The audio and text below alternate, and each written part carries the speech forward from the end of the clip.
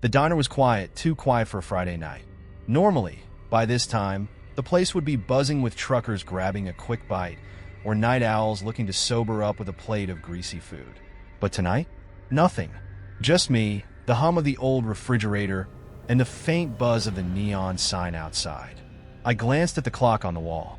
11:45 p.m., 45 minutes to go. The rain outside wasn't helping. It wasn't heavy, just a steady drizzle, enough to keep most people off the roads. I wiped down the counter, my eyes flicking toward the window every few seconds, hoping for any sign of life. That's when the door creaked open.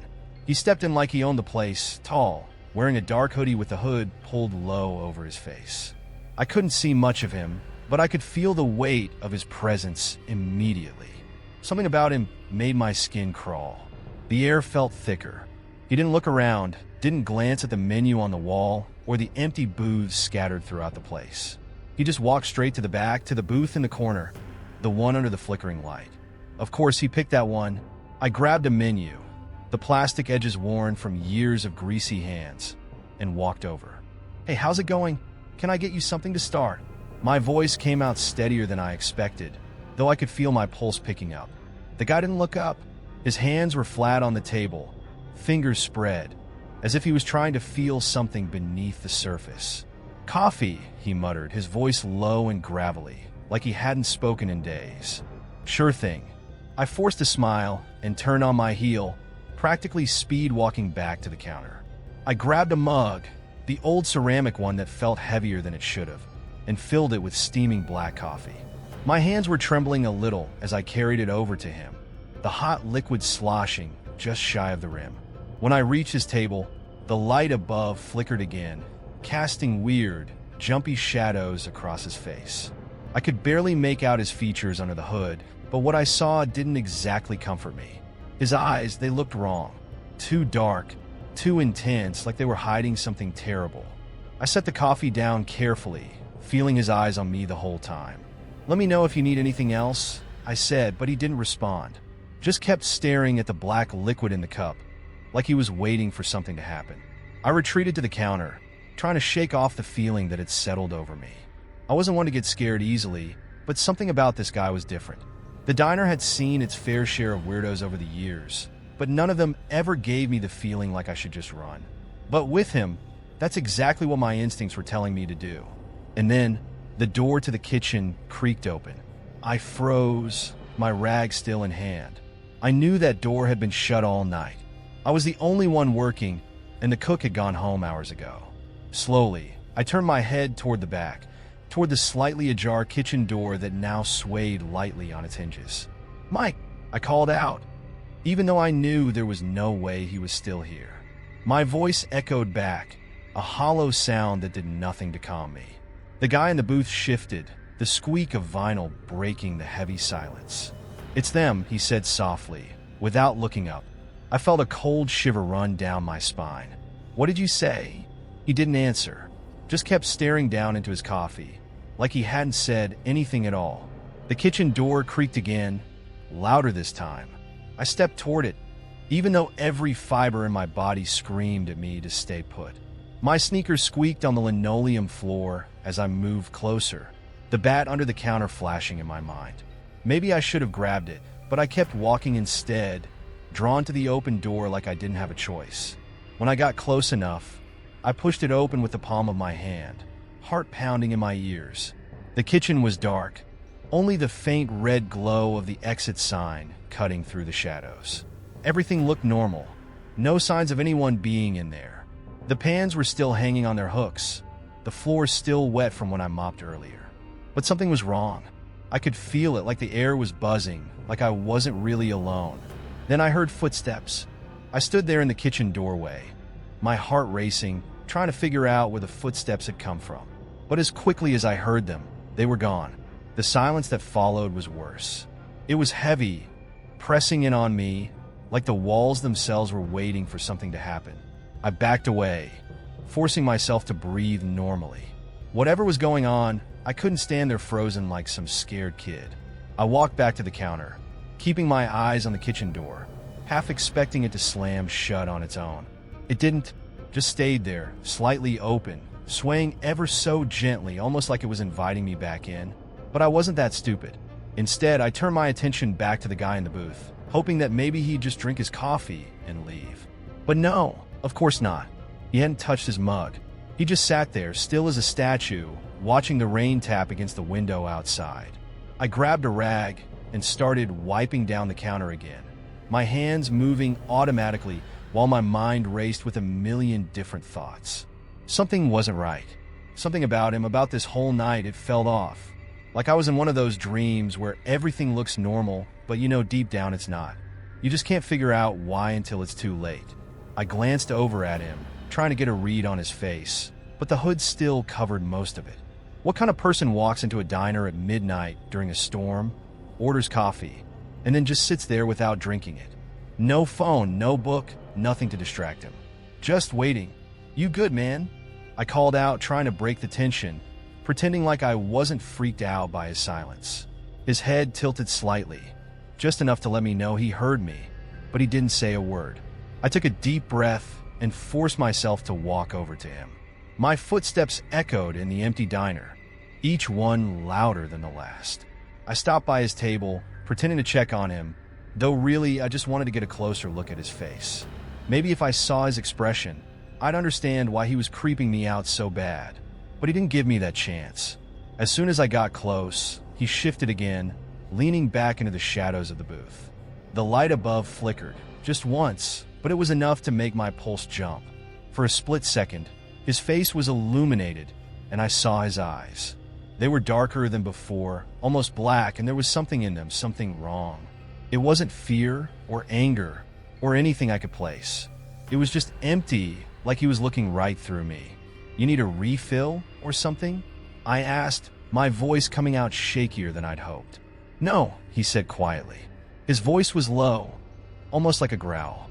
"I'm waiting." "For what?" I blurted, the words slipping out before I could stop them. He didn't answer, just went back to staring at the window, his eyes following the raindrops sliding down the glass. I felt a chill crawl up my spine, and it took everything in me not to bolt out the front door. I couldn't put my finger on it, but I knew something was coming. I didn't know what, but it felt big and bad, and there was no way to stop it. I turned away from him and walked back to the counter, my hands clenching the rag so hard my knuckles turned white. I tried to calm myself, but every nerve in my body was on edge, like I was waiting for the other shoe to drop. That's when the streetlight outside the diner went out. 1 second it was casting a pale glow on the rain-soaked road, and the next it blinked off, plunging everything outside into total darkness. I froze, staring at the now blackened window. The only light left was the weak flicker from the booth's bulb and the harsh fluorescent glow from the diner's ceiling lights. The silence that followed was deafening. No cars, no wind. Not even the rain seemed to make a sound anymore. It was like the world had stopped, just for a moment, holding its breath. Then, without warning, my phone buzzed in my pocket, the vibration cutting through the eerie quiet. I pulled it out, relief washing over me for a second, glad to have something normal. Anything normal. The message was from an unknown number. Asterisk, they're here. Asterisk. I stared at the screen, my breath catching in my throat. The air around me felt thick, suffocating. I looked over at the guy in the booth, but he hadn't moved. His eyes were still fixed on the window, like he was waiting for something to appear out of the darkness. I tried to text back, but my phone wouldn't let me. It just froze, the screen locked on that one chilling message. My heart pounded as I tried to make sense of it, but no matter how many times I swiped at the screen, nothing changed. "They're here," I muttered under my breath, feeling the weight of those words sink in. Who the hell was they? What did it mean? I looked around the diner, at the empty booths and flickering lights, at the guy who hadn't touched his coffee, and at the rain that had stopped tapping against the window. The whole world felt like it was holding its breath, waiting for something awful to happen, and I had no idea what to do. Just then, the door to the kitchen creaked open again, but this time, it didn't stop. It swung all the way back, slamming against the wall with a loud bang that made me jump. I spun around, the bat under the counter flashing in my mind once more. I could grab it, maybe try to defend myself from whatever this was, but my legs felt like lead, my hands frozen by my sides as I stared at the dark, gaping doorway of the kitchen. Behind me, I heard the guy in the booth shift again, and I knew, without even turning around, that he was watching me. The bang from the kitchen door echoed through the diner, louder than it had any right to be. It felt like the sound shook the walls, reverberating in my bones. My heart was in my throat, beating so fast I could hardly breathe. I stared at the open door, the darkness beyond it feeling more like a void than just a room I'd been in 1,000 times before. I didn't want to go back there. Every instinct I had was screaming at me to stay away, to lock the front door and run. But I couldn't just leave the door like that, wide open, as if it was daring something or someone to step through it. My hands were shaking, my breath coming out in short, ragged bursts, but I grabbed the baseball bat from under the counter anyway. It was old, worn, the wood splintered from years of being shoved against the greasy tile floor. It didn't make me feel safe, but it was better than nothing. I glanced at the guy in the booth. He was still sitting there, as calm as ever, like nothing strange had happened. His face was turned toward the window, but I could feel his attention on me, like he was waiting to see what I'd do. His coffee remained untouched, steam still lazily curling up into the air. My stomach twisted in knots. Why wasn't he reacting? How could he just sit there while all this was happening? I gripped the bat tighter and took a slow step toward the kitchen. The light above the guy's booth flickered again, the buzzing sound grating against my nerves.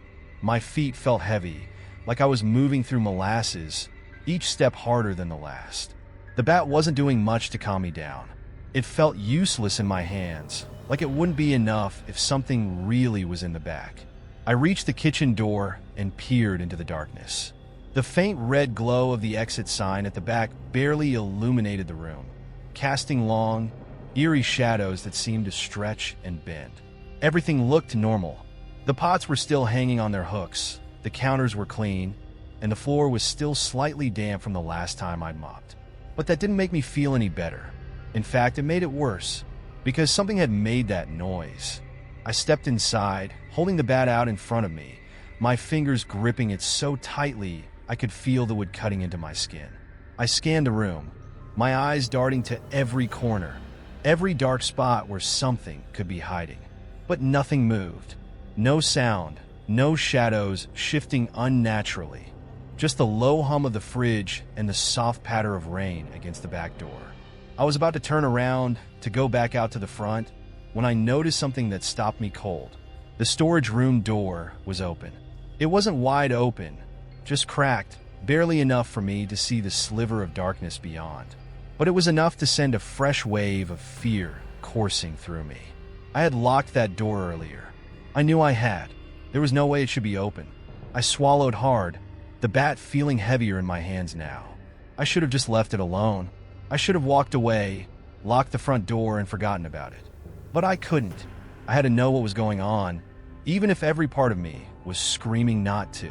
I took a deep breath and reached out, my hand trembling as I pushed the door open. The storage room was dark, colder than the rest of the diner, and smelled faintly of bleach and old cardboard. Shelves lined the walls, stacked with cans of tomatoes, boxes of napkins, and various cleaning supplies. Everything looked in place. Nothing had been disturbed. But there was something off. The air felt thicker here, colder, like something was watching me from just beyond the edge of the light. Suddenly, from behind me, I heard it. Footsteps. Slow, deliberate, moving toward me from the front of the diner. I spun around so fast, I nearly dropped the bat, my heart hammering in my chest. But there was no one there. The kitchen was empty. The door to the dining area was still slightly ajar, swaying gently, as if someone had just passed through it. I stepped back, trying to calm my racing mind, but the footsteps hadn't been in my head. I knew what I'd heard. They'd been real, loud enough to make the hair on the back of my neck stand up. I glanced back at the storage room one last time, the cold air prickling my skin. I couldn't shake the feeling that something was wrong. Something was there, just out of sight, waiting. But I didn't stick around to find out what. I moved quickly back toward the front, my heart still pounding, every instinct telling me to get out of there. But just as I reached the door to the dining area, I stopped dead in my tracks. The guy in the booth was standing. He hadn't moved the entire time I'd been in the kitchen, hadn't reacted to the noise or anything else. But now, he was on his feet, standing perfectly still in the dim light. His hood was still pulled low over his face, but I could feel his eyes on me, sharp and unblinking. "Did you hear that?" I asked, my voice shaky. "The noise in the back?" He didn't answer at first, just stood there, his hands at his sides, the shadows from the flickering light dancing across his face. I was about to ask again when he finally spoke, his voice low and calm. "You should leave." His words hit me like a punch to the gut. There was no emotion in them, no urgency, just a simple, cold statement. I took a step back, my mouth dry. "What?" He didn't move, didn't explain. He just repeated, in that same flat, unsettling tone, "You should leave." My heart pounded in my chest, and for a second, I thought about dropping everything and running out the front door. But something in the way he said it made me hesitate. Why was he telling me to leave? What did he know that I didn't? The diner was dead silent again. The rain outside picking up, tapping against the window in a steady rhythm. I looked around, my eyes flicking to the dark windows, the empty street outside, and then back to the man standing in the booth. Something was wrong. I could feel it in the air, thick and heavy, pressing down on me. I gripped the bat tighter, my hands shaking, and that's when I heard it again. The footsteps, but this time they were closer. The footsteps were unmistakable, slow, deliberate, echoing through the diner like they were meant to be heard. But what terrified me most was that they sounded like they were coming from inside the kitchen. The door I had just come through. I turned back toward the kitchen, my heart racing, bat held tight in my trembling hands. I couldn't see anything through the small crack of the door. The darkness inside was thick, swallowing up the weak light that barely filtered through. It was as if the entire diner was suffocating under the weight of whatever was hiding in that darkness. The guy in the booth hadn't moved. He was still standing there, facing me, his face hidden under that damn hood. The air felt heavy between us, like there was something he wasn't telling me. I took a step back, closer to the counter, closer to the only real thing I had to defend myself with. I couldn't keep my voice steady anymore. "Who the hell are you?" I blurted, my throat tight with fear. "What's going on?" He didn't answer right away. He didn't even seem surprised by my panic. If anything, he looked bored, like he had been expecting this all along. After a moment, he finally spoke, his voice calm and unsettlingly soft. "They're here." That was all he said. Just those two words again. No explanation, no urgency. I felt a chill crawl down my spine, worse than any cold wind could ever bring. I wanted to scream, to run out of the diner and never look back, but my feet wouldn't move. The whole place felt like it was closing in on me, trapping me in a nightmare I hadn't asked for. My eyes darted back to the kitchen door, half expecting something or someone to come bursting through it. But nothing happened. I swallowed hard, forcing myself to focus. I couldn't just stand there like a deer in headlights. I had to take control of the situation somehow. I stepped toward the man, bat still raised. "Listen, if this is some kind of joke, or if you're messing with me, I swear." He cut me off, his voice lower, more serious. "It's not a joke, and you need to listen to me." For the first time since he walked into the diner, something shifted in his tone. It wasn't just eerie calmness anymore. There was something darker, heavier underneath. A warning. I froze, staring at him, trying to make sense of what he was saying. "What are you talking about?" I asked, my voice barely above a whisper. He didn't answer right away. Instead, he slowly sat back down in the booth, his movements careful, deliberate. He still hadn't touched the coffee. His hands were folded on the table in front of him, his head slightly bowed. When he finally spoke again, it was so quiet I almost didn't hear it. "You weren't supposed to stay this long." I blinked, confused. What does that even mean?" He lifted his head just enough for me to see a sliver of his face under the hood. His eyes were dark, empty, like there was something else behind them, something that wasn't quite human. "They've been following me," he said, his voice soft but cold. "For a long time. They don't care about this place. Or you. But you're here now. So, they'll come for you too." My stomach turned, and I felt the blood drain from my face. This had to be a joke.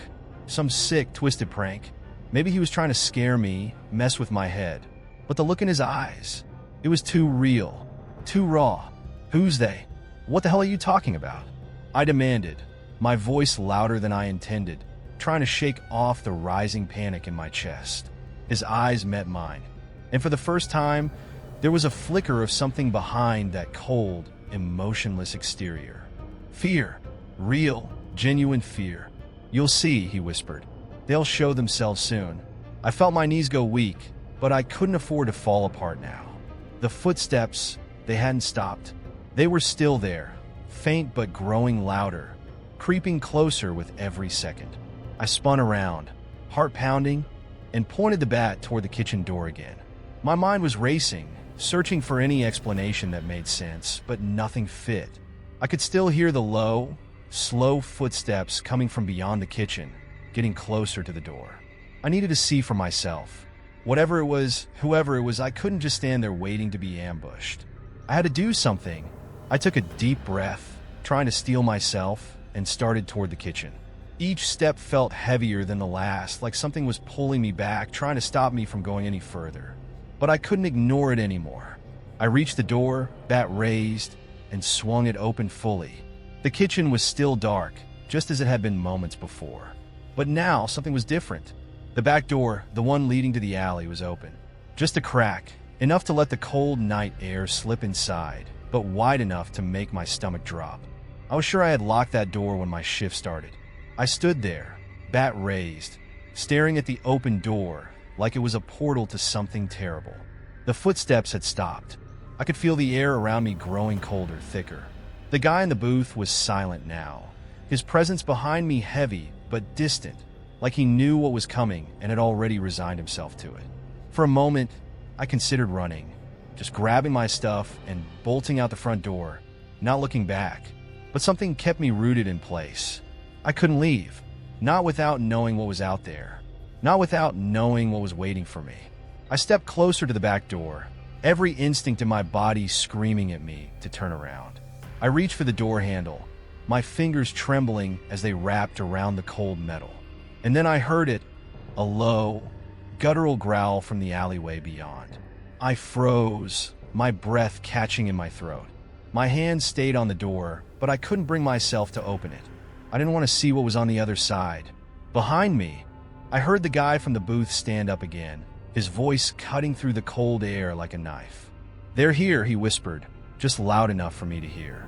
And then, the door behind me slammed shut, trapping me in the dark. The slamming of the door behind me echoed through the diner, sharp and final, like a gunshot in the dead of night. I jumped, my heart hammering in my chest, and spun around. The front door was shut.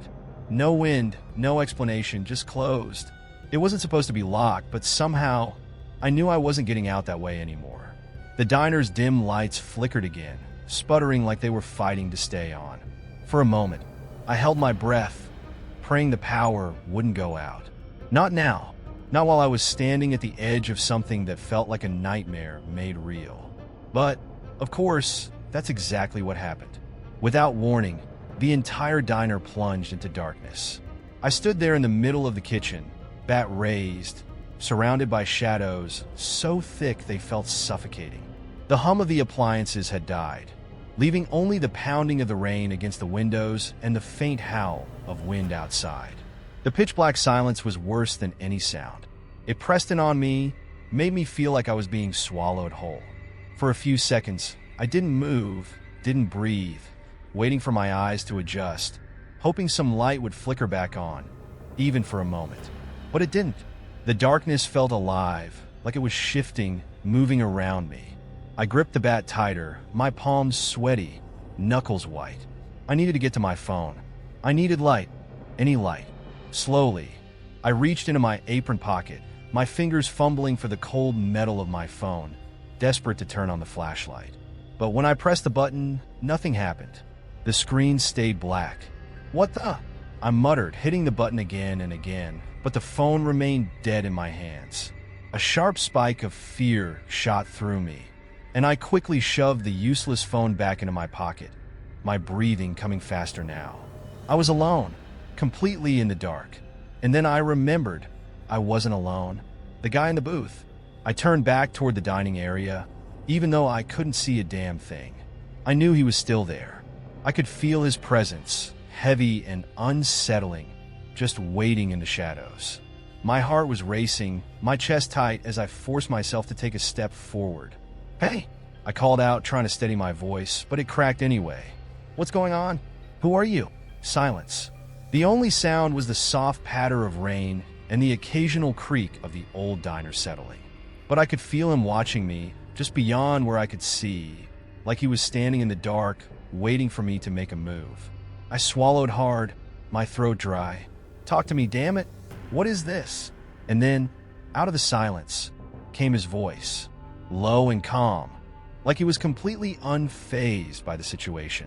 "They're here," he said, barely above a whisper, the same cold, chilling words he had spoken before. My skin prickled, the hairs on the back of my neck standing up. I took a step toward the dining area, straining to see even the faintest outline of him. But the darkness was complete. There was nothing but blackness in every direction. The fear was growing now, clawing at me, urging me to run, to get out, but I didn't know where to go. Then, in the distance, through the sound of the rain, I heard something. A faint shuffle, like the sound of footsteps again, but different this time. Slower, heavier, as if someone or something was dragging itself through the alley outside the back door. The growling from before echoed in my mind, and I could feel it again. That cold, gut-wrenching feeling of being watched, not just by the man in the booth, but by something else, something far more dangerous.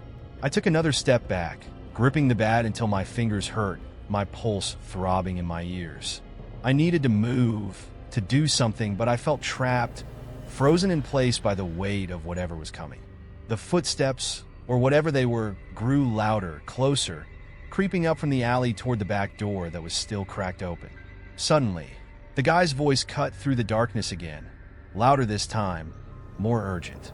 "Stay away from the door." His words hit me like a slap. My head snapped toward where I thought he was standing, confusion mixing with terror. "What? Why?" "They're out there," he said simply, as if that explained everything. "If you open that door, you won't make it." My heart felt like it was going to explode in my chest. I wanted to scream at him, to demand he tell me what the hell was going on, but deep down, I knew he was right. Whatever was out there wasn't human. Whatever was out there was coming for me now.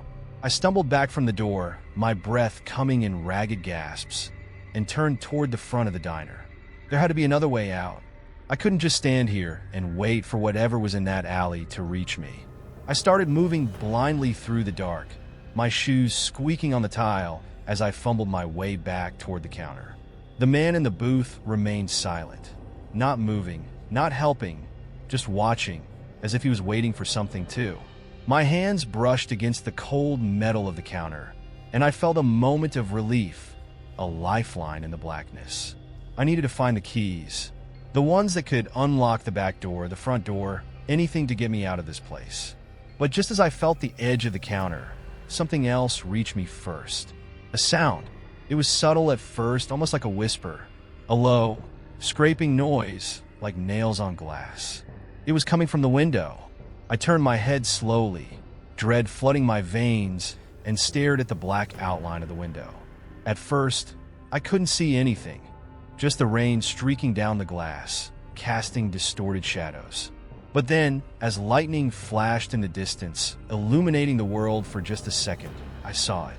A face, pale, twisted, pressed against the glass from the outside, its dark eyes staring straight at me.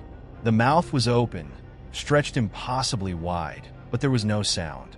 Just that horrible, scraping noise as it dragged its nails along the window pane, like it was testing the boundaries, waiting for me to get closer. I stumbled back, heart pounding so hard I thought I might pass out. I could still hear the scraping, the soft, sickening sound that was somehow worse than any growl or scream. It was deliberate, teasing, like it knew I had nowhere to go. My legs felt weak, trembling as I backed away, not taking my eyes off the window. And then the scraping stopped. For a moment, everything was silent. Too silent. I held my breath, my body rigid with fear, waiting for the next sound, the next horrible thing to happen. But all I heard was the guy's voice, calm as ever, cutting through the darkness. "They're inside now. The words hit me like a punch to the gut. Asterisk, they're inside now. Asterisk, my breath caught in my throat, and my legs nearly gave out beneath me. My mind raced, but all I could think about was that face pressed against the window just moments ago. Pale, lifeless eyes staring at me, hungry and waiting. And now, somehow, it was inside. I stumbled back, the bat slipping in my sweaty hands. My eyes darted around the pitch-black diner, trying to see anything, any movement, any sign of whatever had gotten in. But it was useless. The darkness felt alive, moving and shifting around me, making it impossible to focus. The silence that followed his words was crushing, broken only by my ragged breathing. I had to get out. Now! I took a step toward the front door, hands shaking as I fumbled for the keys in my pocket. My mind was screaming at me to run, to get as far away from this place as possible. But when I reached the door and yanked on it, it wouldn't budge. The handle was locked, frozen solid, like it had fused shut. I swore under my breath and tried again, slamming my shoulder into the door, but it didn't move. Not an inch. It was like the diner had become a trap, a prison, and I was stuck inside with whatever had just gotten in. I turned around, chest heaving, and my eyes fell back on the guy in the booth. He hadn't moved, not an inch, still sitting there, calm, almost serene, like he was watching everything unfold exactly as he knew it would. His shadowy figure blended into the darkness, barely visible now, but I could feel his presence. His stillness was unnerving, unnatural, like he was separate from all of this, like he wasn't in danger at all. "You can't leave," he said, his voice as calm as ever, like he was explaining something simple, obvious. "They won't let you." I could barely breathe. "What do you mean? What the hell is happening?" My voice cracked, and I felt the weight of the fear crashing down on me. I was trapped. I couldn't escape. "They've already marked you," he said, his voice so matter-of-fact that it made my skin crawl. "The moment you stayed, you became theirs." I shook my head, the panic rising fast. No, this isn't real. This isn't happening." My voice was getting louder, but the fear in me was growing louder still. I needed to move, to do something, anything, but my feet felt rooted to the floor, as if the darkness itself was holding me in place. I took a deep breath and forced myself to step away from the front door, moving blindly toward the counter again. If the front was locked, maybe I could still get out through the back. Maybe the alley wasn't as bad as what was waiting inside. The bat felt heavy in my hand, useless against whatever was lurking in the shadows. But I gripped it tighter anyway, desperate to have something, anything, that gave me a shred of control in this nightmare. Suddenly, from behind the counter, I heard it. A low, wet sound, like something being dragged across the floor. Slowly, deliberately. My heart nearly stopped. My body froze, every nerve in me screaming to turn around, but I couldn't. The sound grew louder, closer. It wasn't fast. It was slow, patient, as if whatever was making it knew exactly how scared I was and was savoring it.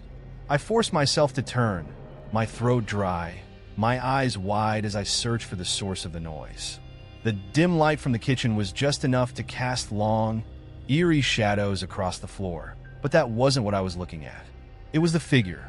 It was crawling, dragging itself across the floor, its limbs twisted at unnatural angles. Its face was hidden in the dark, but I could hear its labored, raspy breathing, wet and sickening. The sound of its body scraping against the tile was the most horrifying thing I'd ever heard. Like bone against stone, grinding, relentless. I couldn't move. I couldn't scream. All I could do was watch as it pulled itself toward me. Inch by inch, its movements jerky and wrong, like it wasn't fully in control of its own body. And then the smell hit me.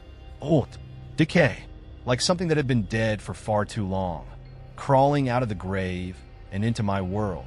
The stench was overwhelming, burning my nose, turning my stomach. I gagged, covering my mouth, but I couldn't tear my eyes away from it. I stumbled back, my legs shaking, and raised the bat in front of me like it would somehow protect me. "Stay back," I shouted, my voice cracking. "Don't come any closer." But it didn't stop. The figure kept coming, crawling toward me with that slow, agonizing drag. The wet, rasping sound of its breathing filled the diner, echoing off the walls, suffocating me. I backed up until I hit the counter, trapped between it and the thing on the floor. Desperation clawed at me. I had to get out. I had to run. But then, without warning, it stopped. The crawling, the dragging, the wet breathing, all of it stopped. The figure was frozen in place, halfway across the floor, as if someone had hit pause on a terrible, living nightmare. The silence was sudden, oppressive, like the air had been sucked out of the room. I stood there, shaking, trying to make sense of what had just happened.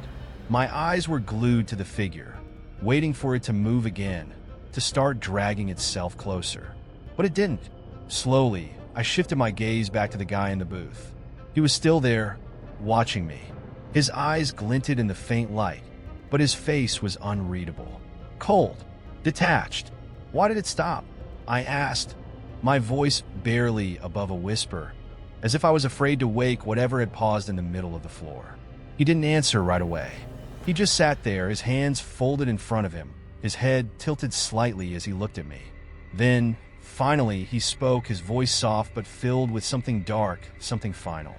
"They're playing with you," he said. "They like to make you think you can get away." The words sank into me like ice. My blood ran cold, and I could feel my heart pounding against my ribcage, desperate to escape. I wanted to scream, to yell at him, to demand he explain what the hell was going on, but I couldn't find the words. The figure on the floor twitched, just a small, almost imperceptible movement, but enough to snap my attention back to it. I swallowed hard, gripping the bat so tightly my fingers ached. What do they want?" I asked, my voice barely steady. The man in the booth leaned forward, his eyes locked on mine. There was a strange calm in him, like he had already accepted his fate, like he was long past being afraid. "They want you," he said quietly. "And once they have you, there's no escape." I felt the world spinning around me, the darkness pressing in closer, suffocating. There was no escape. Not through the door, not through the windows, not even through the back alley. I was trapped. My legs felt like they were made of stone, but my heart pounded so hard I thought it might break through my chest.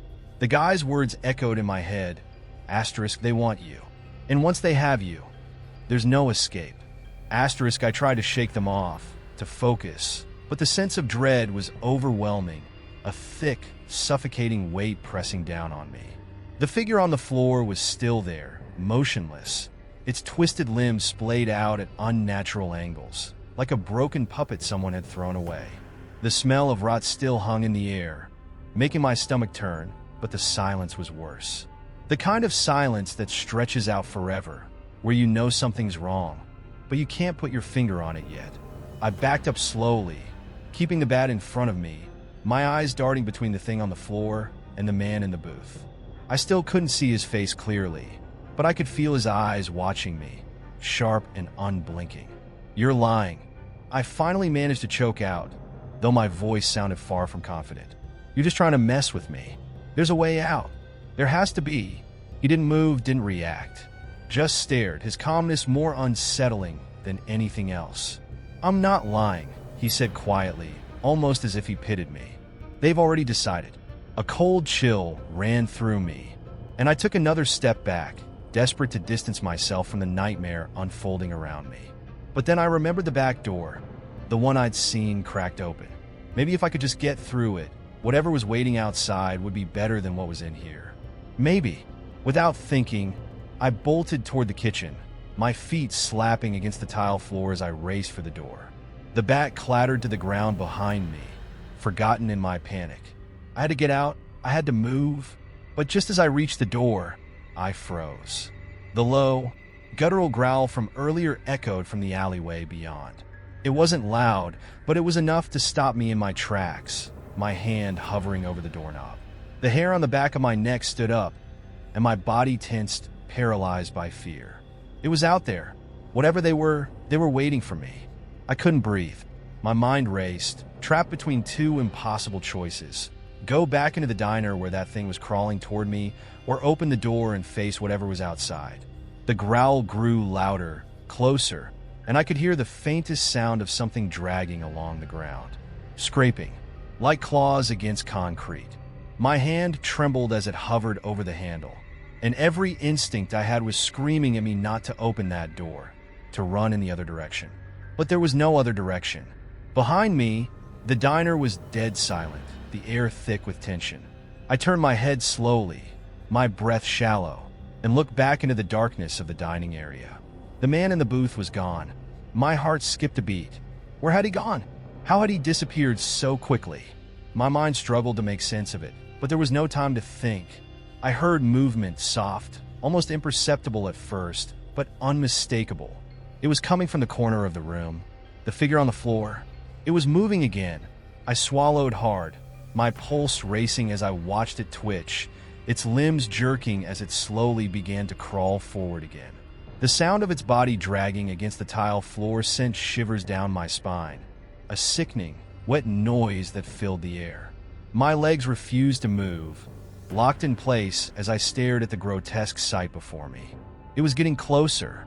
Every inch it moved felt like a lifetime. Its head lolled to the side, neck bent at an unnatural angle, and I caught a glimpse of its face in the faint light from the kitchen. What I saw made my blood run cold. The eyes, hollow, black pits where I should have been. The skin was pale, stretched too tightly over its bones, as if it had been starved for years. Its mouth was open, wide and gaping, but no sound came from it, just that horrible scraping as it pulled itself across the floor. I wanted to scream, to run, to do anything but stand there, frozen in fear. But my body refused to listen. All I could do was watch as it inched closer, its twisted fingers reaching out toward me. And then, from the corner of my eye, I saw something move. A shadow, dark and shifting, flickered across the wall. At first, I thought it was just my mind playing tricks on me, but then it happened again. Something was in the diner with me, something I hadn't noticed before. I turned my head slowly, my breath catching in my throat as I tried to focus on the shadows. They moved like liquid, unnatural, rippling across the walls, sliding closer. I backed up, my back hitting the cold metal of the kitchen counter as I realized with growing horror that I wasn't alone. There were more of them. The shadows grew darker, taking shape, forming into figures tall, gaunt, and faceless. Their bodies seemed to shift and bend with the shadows, like they weren't fully real, like they were only half in this world and half in something else, something far worse. I was trapped between them and the thing crawling toward me. My heart raced and panic clawed at me, but I couldn't tear my eyes away from the figures in the shadows. They were watching me, waiting, and then, all at once, they moved. The figures lunged forward, faster than I could process, closing the distance between us in seconds. I stumbled back, heart hammering in my chest, and slammed into the kitchen door. My fingers fumbled for the knob, desperate to open it, desperate to escape whatever these things were. But it wouldn't turn. The growl from outside grew louder, almost deafening now, and I realized with sickening dread that it didn't matter if I got the door open. There was no escape. Not from this. Not from them. The shadows reached for me long, thin arms stretching out, fingers sharp and jagged like claws. I felt the cold brush of one of them against my skin, and I recoiled, fear paralyzing me. I turned my head one last time toward the figure crawling on the floor. It was almost at my feet now, its hand reaching out to grab my leg, its fingers twisted and skeletal, skin stretched too tight. Then, just as its hand was about to close around my ankle, I heard the man's voice again. It was closer this time, right behind me. "You were never going to escape," he whispered. Before I could even scream, the lights flickered back on. The diner was empty. The light was blinding after all that time in the dark. For a moment, I stood there, stunned, blinking against the sudden brightness. The cold metal of the kitchen door handle was still in my hand, but I let go, stepping back, heart hammering in my chest. My eyes darted around the diner, trying to make sense of what I was seeing. The room was normal. The booths were empty, the floors clean, and there was no sign of the crawling figure, no shadows stretching across the walls, no twisted faces peering from the windows. The only sound was the faint hum of the lights overhead, buzzing faintly like they always did, as if the last few minutes, hell, the last hour, hadn't even happened. But I knew better. My hands were still shaking. I could still feel the weight of the fear clinging to me, the memory of those dark, twisted shapes looming just beyond the edge of the light. The air was cold, heavy, like it was pressing down on me from all sides. I knew something wasn't right. I turned around slowly, half expecting the man to still be sitting in his booth, watching me with those cold, empty eyes. But he wasn't there. The booth was empty, the untouched cup of coffee still sitting on the table, the steam long gone. I stared at the empty seat, my heart pounding in my ears. The man had been there, hadn't he? He'd been real. I hadn't imagined him. I couldn't have. Could I? I took a few cautious steps toward the booth, my legs trembling, my breath coming in shallow gasps. The bat lay forgotten on the floor behind me, but I didn't need it. Not anymore. The real threat wasn't physical. It never had been. The closer I got to the booth, the more the air seemed to thicken around me, like I was stepping into a space that didn't belong to me.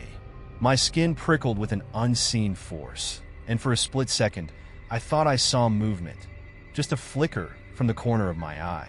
But when I looked, there was nothing. I reached the booth and stared down at the untouched coffee.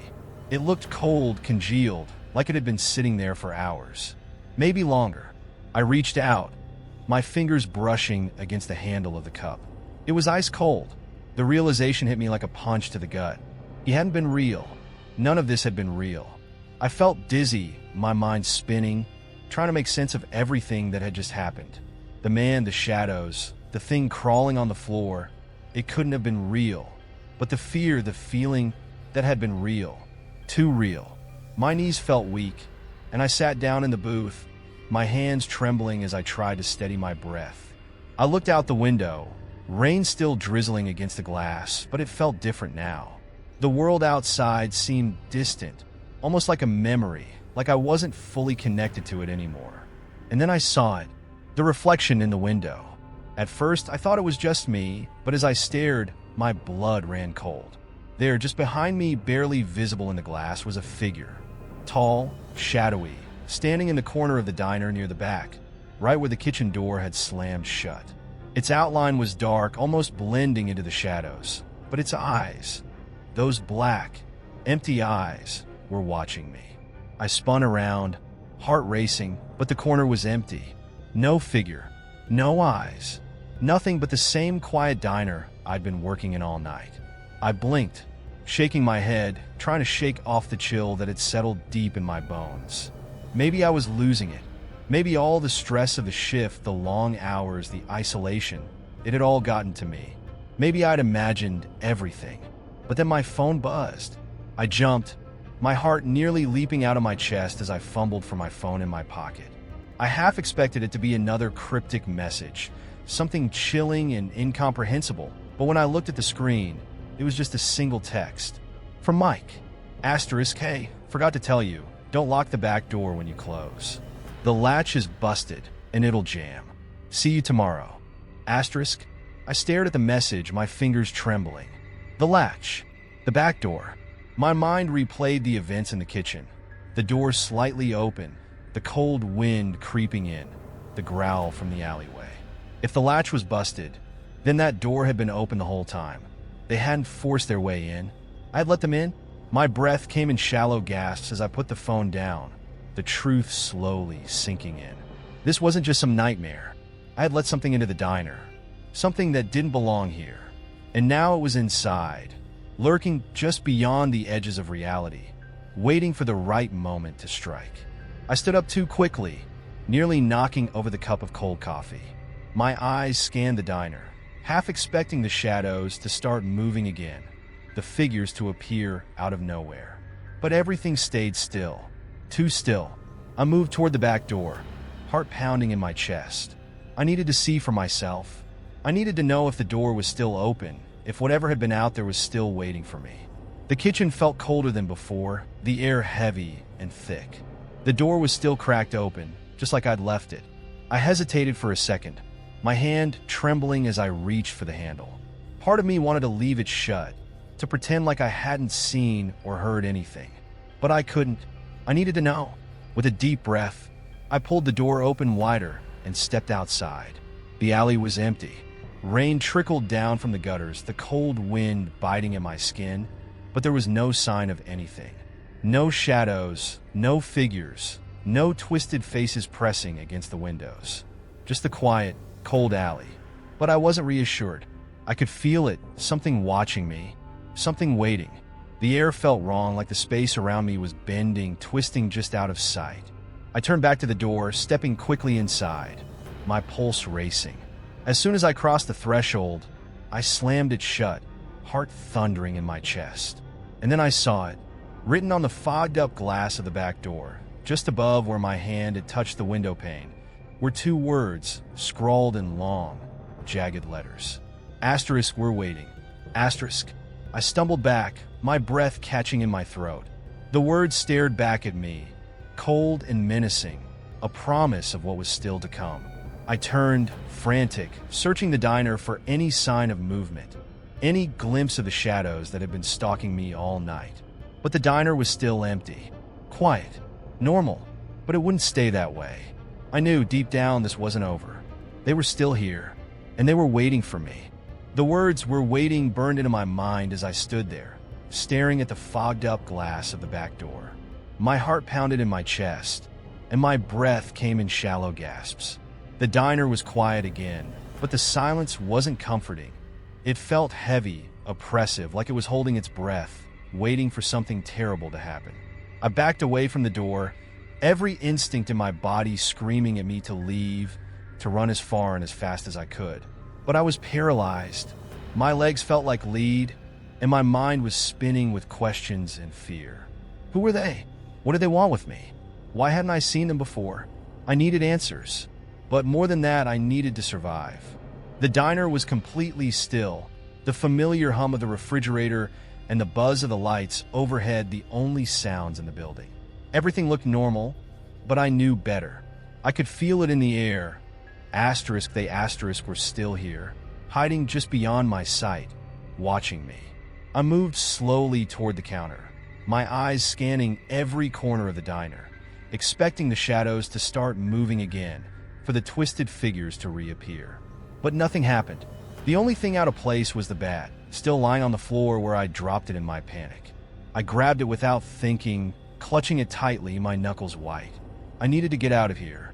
I turned toward the front door, my body trembling, but when I reached for the handle, it wouldn't budge. My heart sank. I pulled harder, yanking at it, but the door stayed locked, the latch refusing to give. It felt like the diner itself was trapping me inside, refusing to let me go. I turned back to the empty diner, panic rising in my chest. I had to try the back door. Even though I knew something was waiting for me out there, I couldn't stay in here. Not after what I'd seen. Not after what had been crawling toward me just minutes before. I started toward the kitchen again, my footsteps echoing in the too quiet space. As I passed the booth where the man had been sitting, I felt a chill wash over me, my skin prickling with the cold. I stopped, my eyes drawn to the empty seat. He had vanished. There were no signs that anyone had ever been sitting there. The cup of coffee was gone, the napkin he'd toyed with, the slight indentation in the seat. Everything was gone. It was as if he had never been there at all. I stood there, staring at the empty booth, my mind struggling to comprehend what I was seeing. Or rather, what I wasn't seeing. He hadn't just left. He had disappeared. Erased from the diner, erased from my night. I could still feel his presence, like a shadow lingering in the corners of my mind, but there was nothing left to prove he'd ever been there. For a split second, I wondered if I had imagined him. If I'd imagined all of this. Maybe I was losing it. Maybe this whole night had been some twisted hallucination brought on by exhaustion, by fear. But the memory of the crawling figure, the shadows, and those empty, black eyes was too real. The smell of rot still clung to the air. I wasn't imagining this. They were real. I snapped out of my daze and rushed to the kitchen door, every step sending waves of dread through me. My fingers fumbled for the handle as I glanced once more at the words scrawled on the glass. Asterisk, we're waiting. Asterisk, with a deep breath, I yanked the door open, half expecting to see the twisted faces and shadows waiting for me in the alley. But there was nothing. The alley was empty, just the cold drizzle of rain and the faint sound of water trickling down the gutters. The street beyond was just as lifeless. No figures, no shadows, no growling or scraping. Just nothing. I exhaled slowly, relief flooding through me. Maybe it was over. Maybe I could slip out the back, run until I was far enough away that whatever had been stalking me would lose interest. I stepped cautiously into the alley, bat still clutched in my hand, my shoes splashing lightly in the puddles. The air was cold and damp, the wind biting at my skin, but I didn't care. It was better than the suffocating feeling inside the diner. But then I heard it, a whisper, faint, barely audible, but unmistakable. It drifted on the wind, carried through the rain like a ghostly echo. I couldn't make out the words, but the tone was clear. It was them. I spun around, my eyes scanning the alley for any sign of movement. My heart raced, panic flaring up inside me again. I was being watched. I could feel it. The shadows along the alley walls seemed to stretch, warping and twisting in ways that shouldn't have been possible. They moved slowly at first, but then faster, creeping toward me like dark tendrils reaching out to drag me back into the nightmare. I backed up, my feet stumbling over themselves as I scrambled toward the end of the alley, toward the street. I could barely see through the rain, but I knew I had to get out of there. I had to run.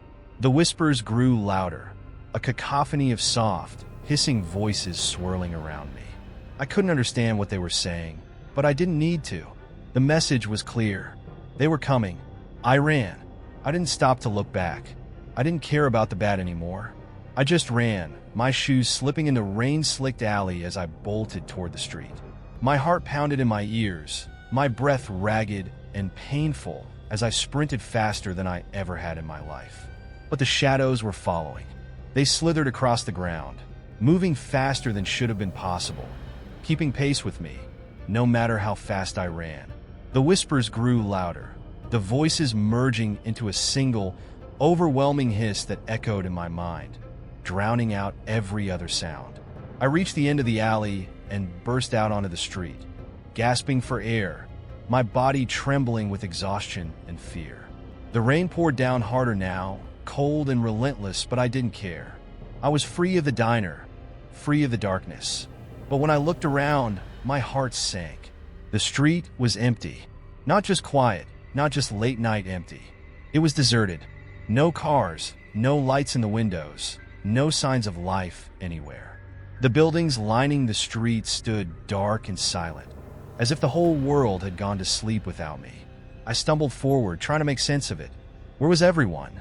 Where was the town? It was like I had stepped into another version of reality, one where I was completely alone. And then, through the pouring rain, I saw them. Figures. Dozens of them. They stood at the edges of the street, just beyond the reach of the faint streetlights, their forms barely visible through the rain. They were watching me, motionless, waiting. I froze. The whispering started again, louder this time, coming from all directions. The figures didn't move, but I knew they were the source. I could feel their eyes on me, the weight of their presence pressing down on me like a crushing force. And then it hit me. I wasn't supposed to escape. I had never been meant to leave the diner. This had been their plan all along. I stumbled backward, my mind spinning, my body trembling with the weight of the truth. I had been lured here, trick marked. The diner wasn't a trap. It was a gateway, a place where they could pull people like me into their world, a world where they waited, watching, hunting. I turned, but the alley behind me had disappeared. The diner was gone. I was trapped, and they had been waiting all along. In that moment, I realized there was no escape, no way out. Not for me. The figure started to move, and the darkness swallowed me whole.